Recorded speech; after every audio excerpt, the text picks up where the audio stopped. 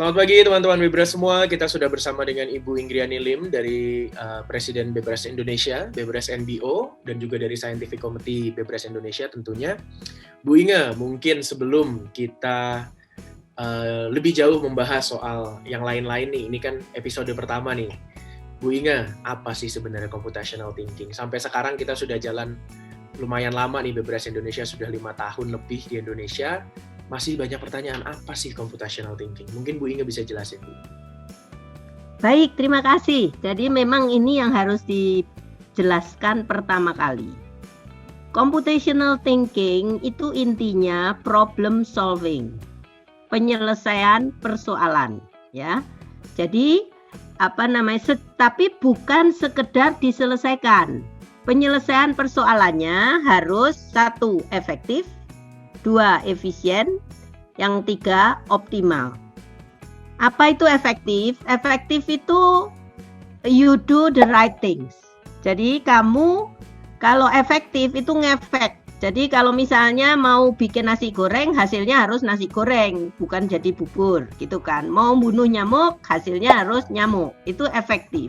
Do the right things. Kalau efisien itu adalah do the right things right. Terus efisien itu ada notion kita pakai resources yang optimal.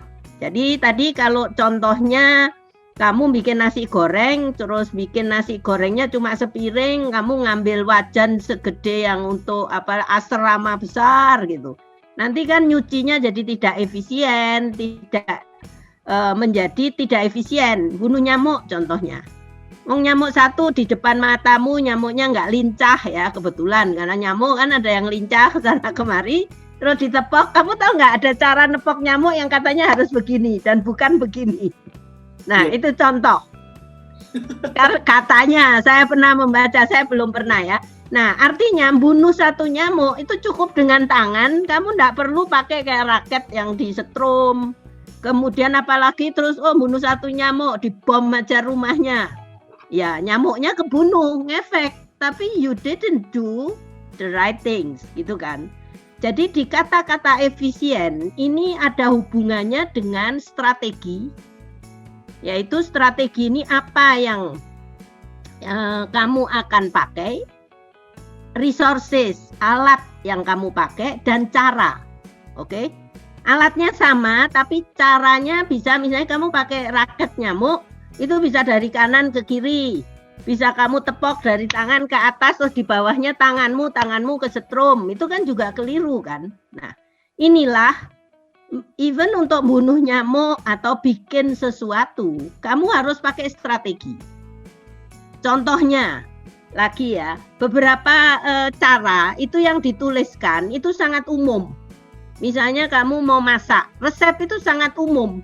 Tapi ketika kamu di daerah, kamu itu punya kespesifikan bahan. Akibatnya kamu harus mikir, tidak hanya ngikuti resep itu. Tapi kalau resep itu tidak diikuti juga kamu salah ya.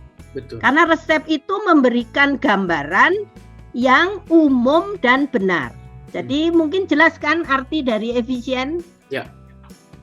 Terus berikutnya adalah optimal. Optimal itu yang tadi sudah saya singgung untuk kondisi tertentu. Resep itu pada hakikatnya benar.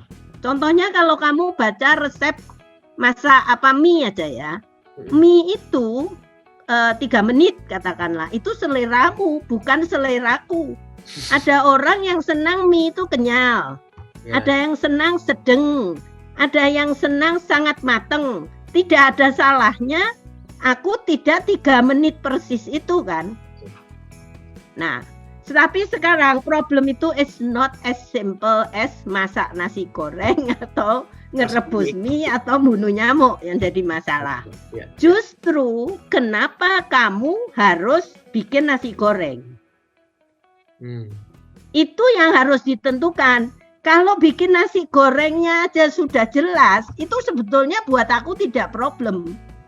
Sudah ada nasi goreng, sudah bikin resep, kamu tinggal jalanin resep. Itu bukan problem solving. Yang ada adalah Contohnya ya, ini kamu lapar. Oke. Kamu lapar, kamu perlu makan. Terus kamu mikir, makan apa? Makan itu kan harus pertama halal, kedua sehat, ketiga banyak, gitu kan? Jadi kenyang. Betul. Keempat kandungan kesehatan tuh kandungan gizi, gitu kan? Kalau orang tua kayak aku, nomor 1 halal, sehat, banyak. Kalau anak muda kayak kamu itu banyak dulu, kenyang, terus murah. Keempat itu murah, ngerti nggak? Jadi kan ada cerita itu. Kalau aku itu nomor 1 bukan banyak, tapi enak dulu kan. Sorry, aku ulang. Karena ini diskusi instan. Jadi 1 halal, 2 sehat, 3 enak, 4 banyak, 5 murah. Nah, makanan sehat itu biasanya tidak enak, betul enggak? Kalau kamu sehat kan nggak enak, pasti gorengan itu gurih, enak tapi nggak sehat. Makanan yang murah itu biasanya banyak, murah buat anak muda, itu nggak enak. Nah, kamu mau makanan enak tapi murah. Nah, problem solving, menyelesaikan. Aku lapar, aku mau makan, budgetku sekian. Lebih baik aku belanja masak sendiri, pasti murah. Tapi kamu kehilangan waktu masak atau beli siap saji. Itu tidak ada satupun jawaban unik.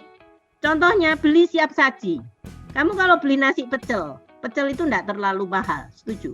Setuju, Bu. Terus kamu bilang, beli pecel itu sepiring. Kalau aku beli pecel di mall mungkin 20.000, kalau nanti di tempat lain lebih murah. Kalau aku beli kangkung di pasar dapat 10 ikat, contohnya 20.000. Tapi it's not like that, karena pecel itu 10 ingredient. Kalau kamu 1 orang, lebih murah beli 1 piring pecel. Tapi kalau kamu misalnya 1 keluarga 10 orang, itu bisa bikin pecel sendiri, lebih murah beli bumbu pecel. Karena kalau beli seikat kangkung, sejumput taoge, seikat bayam kamu kumpulin, kalau kamu 1 orang makan pecel itu bisa aku bilang kekenyangan dan jadi tidak enak, gitu kan. Jadi apakah kamu bisa mendapatkan gambaran dari pertama, problem itu berangkat dari sebuah kebutuhan. Tadi aku lapar. Yang kedua, kamu harus melihat medannya. Akar permasalahannya apa? Karena lapar itu hanya simptom, gejala, ngerti nggak? Ya. Tapi walaupun itu, nah orang itu sering keliru mengartikan gejala sebagai problem. Contohnya yang sering saya pakai sakit kepala, pusing gitu, pusing. Itu mungkin kamu sakit gigi jadi pusing. Bisa. Tumor otak. Bisa. Lebih pusing lagi, gitu kan? Betul. Terus punya vertigo, pusing. Nggak punya duit, kamu juga pusing kan? Pacarmu pergi, kamu juga pusing kan? Ada betulnya. Yang perlu ditentukan di dalam sebuah problem, itu penyebab akar persoalan ini apa? Itulah yang harus di-solve, bukan simptom. Karena pusing, ada simptom, kita bisa bunuh dengan minum Panadol, pusingnya hilang. Tapi kalau kamu sakit gigi, itu bukan obatnya. Betul. Di dunia informatika, kami membedakan antara masalah, simptom itu tadi, permasalahan, dan problem, akar persoalan yang harus dipecahkan. Karena tidak semua permasalahan itu bisa kita solve. Dan ingat, kalau kehidupan ada yang tidak bisa kita solve. Betul. Itu untuk menyelesaikan persoalan itu kita harus melakukan decision making. Di dalam mengambil keputusan penyelesaian persoalan, menurut Peter Drucker hanya ada 3 solusi. 1, hanya waktu yang bisa menyembuhkan problem. Kamu sedih kehilangan kematian seseorang, kamu nggak bisa membuat orang mati balik kembali. Betul. Hanya waktu yang bisa menyembuhkan hatimu. Setuju? Yang kedua, half a loaf is better than no bread. Kalau kamu lapar, punya separuh roti itu lumayan daripada tidak makan sama sekali kan? Tidak 1 dan 0 ya. Betul, itu tadi. Jadi kamu akan ketika menyelesaikan suatu persoalan, kadang-kadang kita nggak bisa menyelesaikan semuanya, tetapi bisa separuh, bisa seperempat. Ini nanti akan menjadi dasar dari bagaimana kamu melakukan nanti satu kata yang mulai muncul, dekomposisi persoalan. Kalau persoalan ini terlalu besar, kamu tidak bisa menyelesaikan karena akan ada konflik. Tadi mau sehat, tapi mau enak. Itu nggak bisa dua-duanya, harus milih. Itulah half a loaf is better than no bread. Ya. Yang ketiga, itu half a baby is nothing at all. Jadi itu cerita Nabi Sulaiman ketika ada 2 ibu, bayinya mau dibelah kan si ibu yang benar bilang, oh jangan-jangan, karena kalau bayi itu dibelah itu bukan baby lagi. Betul. Jadi itu. Nah, jadi apakah jelas mengenai problem munculnya dari mana? Apa yang harus kita selesaikan? Gitu kan? Ya. Nah, saya mau pesan satu. Menentukan problem yang di-solve itu super penting. Seperti kamu punya problem harus nembak pohon di sebuah hutan. Kalau kamu nggak milih pohon yang benar, kamu akan nembak pohon, kena, tapi pohon yang salah. Clear kan?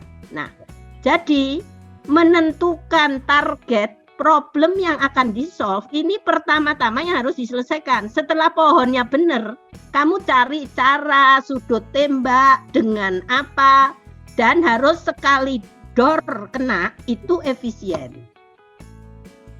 Gitu supaya nggak nembak nggak menebang atau menembak pohon yang salah. Karena menembak ini agak kekerasan, nggak boleh sebetulnya dipakai sebagai contoh. Nggak apa-apa Bu, ini kan cuma contoh pertama aja. Oke. Ya. Bu, berarti kalau aku simpulin sedikit ya Bu, efektif, efisien dan optimal tadi ya gitu. Bahwa maksudnya efektif is doing the right thing. So targetnya betul dulu, memang sesuai dengan tujuan kita. Kalau kita misalnya problemnya adalah ingin bertahan hidup gitu, makanya kita makan, bukan cuma laparnya, lapar itu gejala gitu.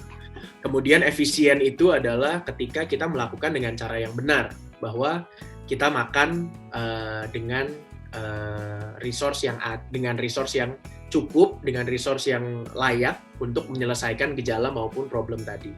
Sementara optimal adalah ketika kita menjalankannya berdasarkan apa yang kita punya saat ini, berdasarkan solusi yang bisa kita keluarkan gitu ya Bu, berdasarkan kondisi yang kita ada, solusi optimalnya seperti apa gitu. Gini, ku tambahin sedikit, kondisi itu kalau konflik tadi tuh yang kita harus tahu better or worse, bukan right or wrong. Yes.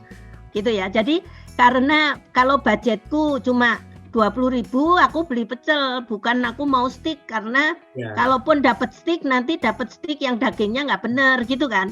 Betul. Sama-sama kenyang. Tapi yang satu tapi kalau aku vegetarian maka aku milih pecel. Betul.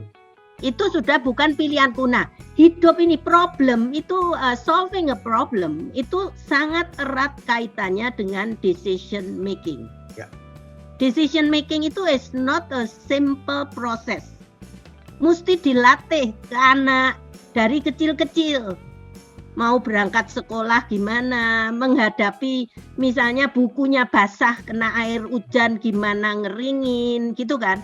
Sampai pelajaran nanti bagaimana 1 + 2 menyelesaikan soal-soal ujian kalau kita kembali ke sekolah. Jadi tadi itu contoh kehidupan. Tapi kadang-kadang guru itu juga, ini untuk guru ya, karena aku nggak bisa cerita itulah tadi ke anak. Ke anak itu harus lewat the real problem yang dia hadapi untuk mata pelajaran. Jadi harus ada keseimbangan cerita kehidupan dengan keilmuan. Karena pada hakikatnya ilmu untuk solving the problem itu didasari keilmuan tadi, berhitung, sains, kalau kamu mau ngeringin apa, kalau mau sembuh itu kamu kesehatan dan sebagainya. Lihat? Clear Bu. Berarti tadi kalau misalnya bisa saya tambahin lagi untuk yang terakhir masalah problem tadi, Ini karena kebetulan mirip juga nih Bu dengan approach saya kalau lagi mau ngurusin masalah gitu, cari tahu dulu masalah sebenarnya apa gitu. Siapa tahu yang kita coba solve itu hanyalah gejalanya, bukan problemnya. Karena Sorry, yang kamu cari persoalannya. ya, Kalau mau solve masalah, please be clear with your vocabulary. betul. Kamu tadi bilang kalau Problem. mau mecahin masalah, cari masalahnya. No, Hmm. kalau mau mecahin masalah, cari problemnya. Akar persoalannya ya Bu ya. Oke. Berarti terjemahan bahasa Indonesianya ini agak beda sedikit nih kalau computational thinking nih, karena problem sering diterjemahkannya masalah. Oke, iya kalau mau problem solving, karena dulu saya sering lihat ini Bu, ada satu foto yang menarik, mungkin saya bisa tampilin. Ya nih, dengan caption work hard, don't work hard, work smart. Dia ngegambarin orang ngedorong balok kayu gede gitu. Terus di orang sebelahnya dia potong-potong balok kayunya jadi bulat, terus dia ngedorongnya lebih gampang. Saya bilang itu misleading karena kita tidak tahu problemnya apa. Kalau ternyata problemnya adalah saya harus mindahin kubus, lalu saya potong jadi bulat, memang jadi lebih gampang. Tapi pas sampai di sana dimarahin sama yang beli karena mereka nggak butuh yang bulat gitu. Ya. Mereka butuhnya yang kotak. Itu makanya betul bahwa identifikasi dulu problemnya sebelum bisa ngelihat bagaimana cara menyelesaikannya yang tadi Ibu bilang sebagai decision making ya Bu. Dan goalnya, karena problem yang sama, you can reach different target. Contohnya bikin goalku sudah akar persoalannya mau bikin mainan itu yang suka di buku software engineering apa sih? Balansoir kalau di Prancis. Ayunan itu bisa dari kayu, bisa dari ban cuma bundar. Ya. Terus dikasih tali, betul kan? Ya. Bisa dari besi yang duduk nyaman kiri kanan. Nah, itu semua akan menjadi nanti kontrak ketika kamu diminta menyelesaikan persoalan. Gitu ya, mungkin bincang-bincang yang persoalan ini diresapi dulu. Betul Bu. Tapi bagaimana mengajarnya ke anak itu persoalan lain lagi kan. Ini udah. Jadi gini, kamu bisa menghadapi persoalan buat dirimu. Kamu pinter problem solving. Tapi yang jadi persoalan, seorang expert itu nggak bisa lagi nerangin bagaimana dia solve. Yang kamu tadi bilang, working hard and smart itu harus dua-duanya. Karena ada di buku Blink itu 10.000 kali kita itu baru sukses. Jadi nggak bisa kamu cuma smart tapi tidak hard. Ya. Tapi kamu juga tidak bisa hard terus kerja sampai capek energimu habis tapi nggak mikir, itu hasilnya juga tidak ada. Jadi makanya problem solving ini kompleks. Pertama-tama kalau kamu nggak expert, kamu nggak bisa ngajari orang. Kalau kamu sudah terlalu expert, programmer yang sangat jagoan, itu nggak bisa nerangin lagi bagaimana, karena proses decision makingnya itu udah demikian engine-nya itu ada di kepalanya. Betul. Nah, persoalan guru adalah bagaimana anak itu membentuk engine di kepala muridnya. Mulai dari sederhana. Contohnya kalau fisik meloncat, kita nggak bisa nyuruh dia meloncat 10 meter. Maka harus ada jenjang yang berapa senti dulu, 50 senti, ya nggak 1 senti lah kalau meloncat 1 senti kekecilan. Maka ada penjenjangan problem. Sehingga kamu harus menghandle size, ukuran, dan kompleksitas. Itu tidak ada ukurannya seperti berat badanmu berapa kilo gitu. Kalau ada timbangan, ini ada problem, terus tak taruh, aku tahu ukurannya. Kamu tahu? Jadi nggak semua ada ukuran, tapi ada kalau pedes itu orang bilang nggak ada ukuran, itu salah. Ada skala. Karena scientifically ada ukurannya, Scoville. Ya. Walaupun aku cabai 10 mungkin tidak pedas, kamu bilang pedas. Ada scientific measurement. Betul. Di dunia informatika nanti akan ada ukurannya. Tapi di kehidupan nyata, kamu nggak punya timbangan. Hei, ini timbangan, ini problemku tak taruh. Kan nggak bisa begitu. Iya. Jadi ini adalah problem di dalam problem. Betul. Bahkan Ini yang menarik, yang orang tidak sadar. menentukan ukuran problem aja is a problem itself ya Bu ya. Jadi Betul. Dan orang itu parahnya high order thinking itu problem solving. Tapi what is a problem? Ya. And how to solve, tidak ada satu rumus untuk semua persoalan. Itu penutup. Bu ingat sebelum sebelum kita udah mulai terlalu jauh nih Bu, nanti kita masih ada episode berikutnya.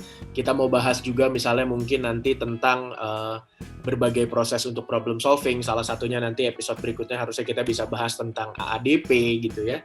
Nanti mungkin itu sedikit sneak peek buat episode berikutnya. Tapi intinya untuk hari ini kalau boleh saya ringkas dengan satu kalimat, it's problem solving is not easy, but it's necessary. Jadi demikian dulu teman-teman, terima kasih banyak Bu Inge sudah mau membagikan pengalaman dan pengetahuannya. Sampai ketemu di episode-episode berikutnya, salam bebras dan selamat pagi. Terima kasih.